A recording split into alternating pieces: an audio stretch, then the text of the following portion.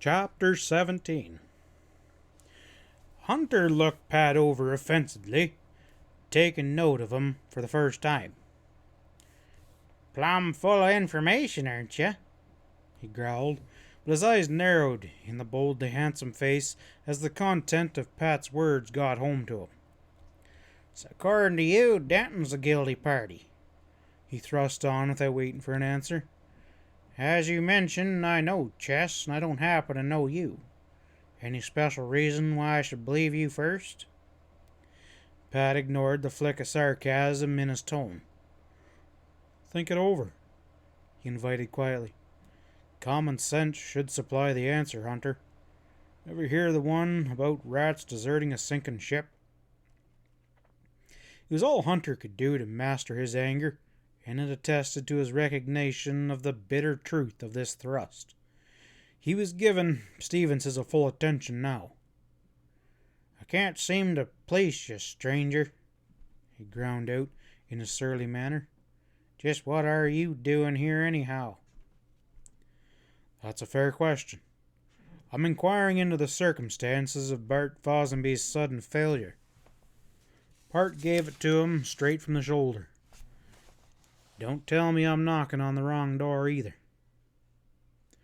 The drawl with which he ended visibly stung Hunter. His color heightened, blue eyes flashed hotly. The care with which he chose his answer was marked. "I thought that long nose of yours meant trouble." His scornful tone bit like a whiplash. "You must be the hombre who's taken it upon yourself to impersonate me. What for?" "Pure ornery foolishness, I see now," retorted Pat good-humoredly. "I certainly should have known better. But if I'd known you as well, Hunter, I wouldn't have needed to resort to any such foolishness. My object was, by hook or crook, to locate you. You're bound to confess," he concluded, "that the stunt finally paid off, though." "Well, now that you found me," Hunter almost yelled, "what of it?" "Easy, man, easy. I'm in no hurry." Pat smiled at him coolly. "Besides, you're not going anywhere." He saw the suspicion dawn and grow in Hunter's weary mind that he was a disguised lawman. It pleased him to say nothing to calculate to destroy that illusion. Vern appeared about to tear his hair with rage and vexation. He controlled the gesture by a strong show of will, but he was worried. "And what in the hell can Redford be thinking of?" he exploded, in violent. The manner in which he continued to ignore Buck Fraser's presence told in what low esteem he held the slow-witted handyman, but suddenly he whirled on Spain. "Damn it, Spain, you're responsible for this!" he whipped out with a barely suppressed fury. "I hear this brassy rabbit dog has been riding a stage with you. My stage, by the way. Is that the way you work for me?" Roy's face went hard and cold, and the look in his eyes revealed how unjust he found this attack. "Mr. Hunter, I told you I intended to hire my own guards." Indignation subdued, but could not mask his anger. "And that was all right with you then? To do it my own way, you said? Well, Stevens happens to be one of the men I picked, and up to the present moment I haven't learned it to be any serious mistake." Hunter glared at him in hot disgust. "And I suppose it was no mistake to burn down my store in avalanche, and then barge up here, and then throw Follonsbees in my teeth?" he roared. "Just how was that a mistake?" Pat interposed quickly. "Let's get down to cases, Hunter. I stand ready to discuss any misunderstanding that may exist in my mind where Follonsbees is concerned, or you either, for that matter." But on this subject, Vern preferred to play his cards close to his vest. "I don't want no part of your interference in my affairs, Stevens, if that is your name. I can't stop you from hanging around this camp if it suits Redford's book to let you, but I'll say this. Either Spain ties a candy a pronto, or I'll dispense with his services out of hand." If he strove to hurl a final authority into this stern ultimatum, it only succeeded in eliciting stubborn opposition from his young, if not precisely untried, stage master. Well, hold on right now. If that's your contention that I'm not running the stage line right, that's one thing. Roy was dogged. As long as I'm running it, Hunter, I'll do it my own way, and that was our understanding, and it still goes. If ever a man asked for his own discharge, Spain seemed to be doing just that, and Pat could not help admiring him for his firm stand, and it presently appeared Hunter was not beneath a grudging respect of the same reason. Well, he appeared torn by indecision. I know that you're a hard-mouthed young colt. Go ahead and learn your mistakes the hard way. This is a fair warning, Spain. That excuse won't be going down with me. Stepping back, he slammed the door in their faces before any of them knew what was coming, and Fraser looked at the door for a moment in faint astonishment, and then, his chore done, he turned and clumped down the stairs without any further pretense of waiting. Pat and Spain exchanged glances, and the latter expressively shrugged his shoulder, and they likewise started to descend the stairs. If both were somewhat disappointed over this abrupt termination of their talk with Hunter, it was for different reasons. Roy was obviously chafed under his employer's blunt, expressed displeasure. I'd longed to hope to pry something out of him that a man could lay a hand upon, he muttered, as they stepped out into the dark, breezy plaza. Looks like that chance is further away now than ever. Then you're not particularly worried about your job? Pat smiled. Spain was openly scornful. Hell with his job. I'm not that bad off yet. But Stevens, that was the one chance I had for sticking somewhere close to Hunter.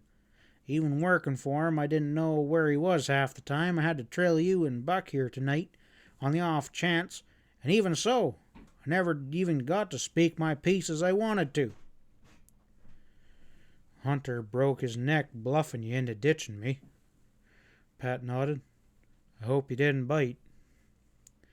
Roy's headshake was annoyed. That don't bother me in the least. How many that he can hope to trust do you think he can get to work for him? Pat thought that one over. You got something there, boy. I suppose the law already hauled you over the coals about Hunter. Well, I should say so. Every time I hit avalanche, for that matter, Hunter knows I can keep a tight rein upon my tongue. As long as I point out to the sheriff that I simply run the stage line and don't know anything, Vern'll think twice about replacing me. But, Stevens, after all the trouble you took to locate him, your chance of dragging anything out of him that would help Dell is pretty slim now. Oh, nothing there to worry about. Pat waved it away. I didn't exactly expect him to supply me with a sworn statement, if that's what you mean. But what'll you do now? Pat was not worried. I got this far by the use of my wits. Maybe I can shove along just a little bit further. Spain shook his head. He couldn't see how, but he had come to expect more from this cool and competent man than was to be asked of the average. I expect you won't be going down the mountain with me in the morning? He inquired. Pat hesitated. Well, now that I've found Hunter, I'd admire to stick around a while. I don't like to think you wouldn't be up this way again, though. I'll be back, Roy promised. Dell could hardly expect less of me with you here, but wait till I tell her where Denton would have brought her if he had taken her to see Hunter. The thought stirred him to a fresh anger. It would be like her to want to come, though. Pat smiled. Tell her my advice is to mark time and keep her eye on that boy. That's chore enough for her. Bobby? Spain looked at him slowly. I kind of like the little shaver, Pat. You don't mean... Oh, I don't mean anything. Pat caught him firmly. Tell Dell to be extra careful. That's all. Ezra and Sam joined them before the hotel as Spain made for the stables again, ever thoughtful of the stage horses, the inevitable penalty for not having much help and little money. Conscientious cuss, Ezra muttered.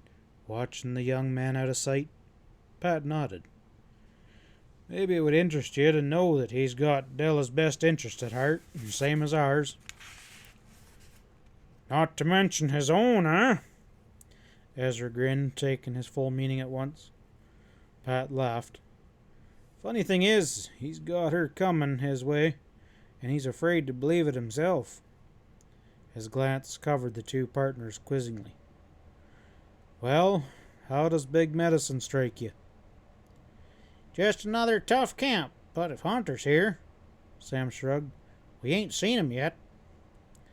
Oh, that's all right. Pat could be nonchalant when he chose. I just come away from a talk with Hunter myself.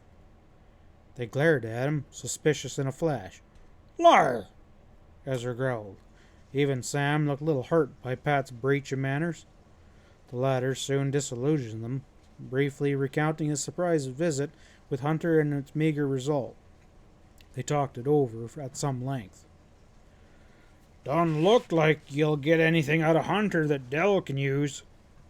Ezra summed up their findings at length. You sure got an in there with Redford, though, if that means anything. He sounded as if the possibility was a remote one. Maybe it does mean something at that, Pat surprised him by saying. They succeeded in finding a room at the hotel which would accommodate all three of them. Pat casually shoved a chair against the door on retiring, but no other precautions were taken, unless their common habit of making sure that their guns were close at hand would be considered as such. They were astir early enough on the following morning to see Spain off on the down trip. Breakfast behind them, they turned their attention to the busy camp. Now that you located Hunter, Stevens, what's your next move? Asked Stallone. Pat waved a careless hand. Hunter won't be going anywhere right away. I've an idea or two brewing about that big-mouth hombre that may or may not pan out. Meanwhile, I've got him chewing on his mustache. As I see it, the next move is up to him. It'll take him a while to figure it out, though. Reckon Hunter don't dare get too free about showing himself around here, commented Ezra. Sam and me will sift around and locate his bronc and so on, and make sure he don't take some powder on us. It's a good idea, Pat assented. I'll be curious myself to know if Redford will think it worth his while to have a talk with Hunter. I wouldn't miss it if he does. But as the day wore on, the big outlaw leader showed no desire to establish a contact with Vern Hunter. It appeared evident from this that the outlaw lieutenant was in at least momentarily disfavor. Knowledge alone of this casual ostracism, Pat shrewdly judged, would be enough to keep Hunter tipped off balance, if not downright jittery. The chance to play the man off against his chief was, in fact, the break Pat had been looking for. He was pondering some practical means of forcing the other's dilemma home to Hunter shortly after midday, while strolling casually along the plaza with a low, piercing whistle tore across his preoccupation and swung him around. He saw Ezra gesturing grotesquely, making signs intending to direct his attention towards the south. Pat's head swiveled, and he stopped in his tracks at sight of the cool, confident man riding into the camp at an unhurried pace. The law badge pinned on the man's shirt glinted in this bright, downpoured sunlight. It was flaunted deliberately in this lawless place. Of that there could be no mistake. Pat did not recognize its wearer, a deputy U.S. Marshal, but he knew the breed. The lawman drew rein briefly on the lower edge of the big medicine, and while his pony turned restlessly around, he calmly, attentively surveyed the place. He took in the mines on the flanks of the precipitous mountain slopes above the fringe of fir trees, saw the men at work, and Brute Redford posted up on the Bonanza House porch, fingering the inevitable cigar, glimpsed with a fleck of photographic eye. Pat Stevens, rooted in the plaza, expressionless, bronze face turned his way. With that, the deputy kneed his horse on. Drifting towards Pat, he fixed the latter with a scrutiny which itemized every detail of his appearance. Drawing close, he had his words ready. "Vern Hunter, I'm arresting you for murder," he droned in a voice that carried clearly to the listening Redford. "The name is Stevens, Marshal," Pat gave back colorlessly. "Sorry, but you're barking up the wrong tree." Deputy Marshal Kimball gave him a swift double-take, as if hastily rechecking available evidence. A suspicion of firmness appeared about his mouth. "Well, I'll take the chance of being wrong," he tossed out, clipping his words short. "Get your horse. It can't mean more than an extra ride back to Avalanche." "Nope," retorted Pat flatly. "I don't think so." Kimball visibly tightened in the saddle. On the point of taking swift action out of the corner of his eye, he caught a flash of movement and found Redford strolling forward, authority of manner. "Let me say a word," Redford put in coldly and firmly. "There's some mistake here, officer. I overheard your talk. This man ain't the man you want.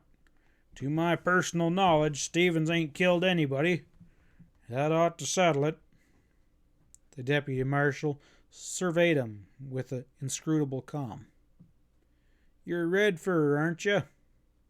Maybe you understand it ain't healthy to cover for your pals." There was some electric quality in the man that packed the movement with a deadly uncertainty. Redford's chill eyes flashed bleakly, and he gave no other indication of temper, unless it was the file-like rasp which crept into his talk. "Stevens ain't my pal, and to hell with you. I ask no odds of your kind. Now get out while you can," he rolled out menacingly. The lawman measured him in a thin-lipped silence. Brute Redford's reputation had traveled far, and he knew this was no bluff. The lawman had already disappeared in these hills, leaving no trace. At the same time, a troubled expression stole into Kimball's slitted pupils. There was this remote chance that he could be wrong about the identity of the man he had ridden here to arrest. He strongly doubted it, yet could not be certain.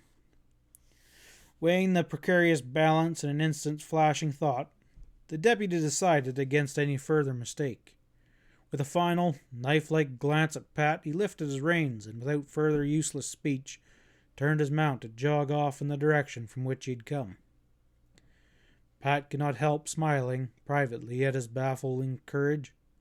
It was not cowardice which had turned the deputy U.S. Marshal Kimball back. None knew better than Pat that it took brains to back down when no other clear course lay open. "Easy does it, Marshal," he called after him gruffly. "I'll come to you on my own accord next time I happen to be down below, and we'll straighten this misunderstanding out." Redford looked at him thoughtfully, shaking his head. "You've just enough nerve to do that, Stevens, but if I was you, I wouldn't stretch your luck too far. Made up your mind yet about my proposition?" he demanded suddenly. Pat's grin was disarming, by no means constituting a flat refusal. "There's a little catch I was hoping to iron out first." Redford's answering chuckle held a faint, envious chagrin. "I wouldn't be connected with Hunter, would it? You're a deep one, Stevens. I know you won't accept any help, but you're wasting my time, man. Settle your little affair and get down to business." He walked away, cigar smoke curling over his thick shoulder. All seemed serene about this apparently decisive defeat of the law, but as Pat had learned to expect of critical situations, not for long. There was scarcely been time for the upstage to arrive that evening when Sam Salone came hurried to him at the hotel. "Here we go, Stevens. It's coming back at you to head on," the little man averted improperly. "Get on your running pants or oil up your gun. One of the two."